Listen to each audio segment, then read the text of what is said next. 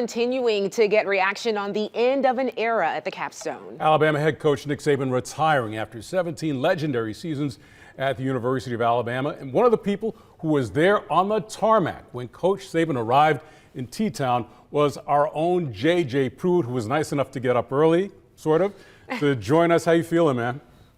Hey, I'm feeling great, man. I'm excited about this. Kind of sad, though, to see the end of this era, though. I'll tell you that.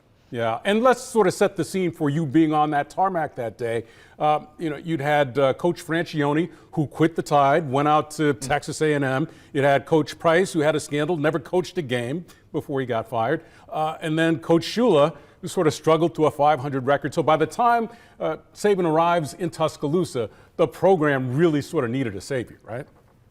It really did. And, to be honest with you, on that very day, it was the worst kept secret in college football. Nobody was really supposed to know that Coach Saban had been hired, but they followed, the university's plane number. And when he got there, there were hundreds of people that were there. And we were just trying to get as much information as possible, just trying to get an official word that Nick Saban had been hired. Well, when he finally got off of the airplane and, of course, he was greeted by hundreds of fans. It was probably, at that time, as a young reporter, probably one of the most exciting things that I had witnessed, because it was to see all of the fans so excited about their new head coach. It was just kind of unbelievable. And JJ, we could see that smile on your face in that video. 2007, it was like a rock star had landed there, right?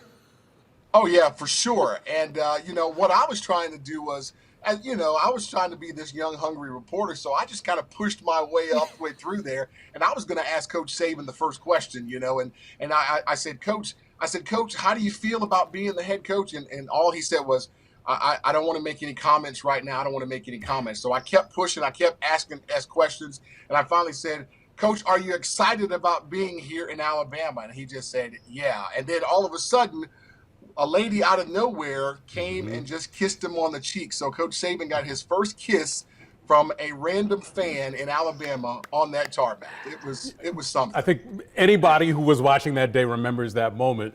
But JJ, let me ask this. You were a high school football star. You've been connected with Sideline, which covers high school sports across our area.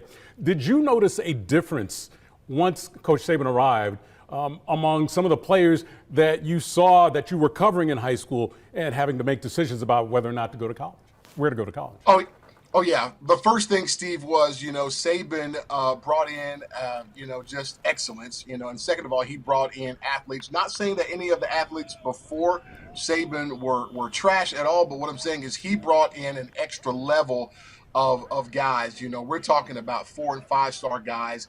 And one of the things I really respected about Coach Saban, and I've heard this from a lot of players, when he first got there, he talked to the secretaries, he talked to the entire staff, and he said, listen, I want this place clean. He said, I want you to treat the janitors just as well as you would treat me. So even behind the scenes, Coach Saban wanted his first year at Alabama to kind of be an excellence. And that was from the secretary to the janitor all the way up to him. And that's what he did for the 17 years that he was in Tuscaloosa. It's just really sad to see this end of an era.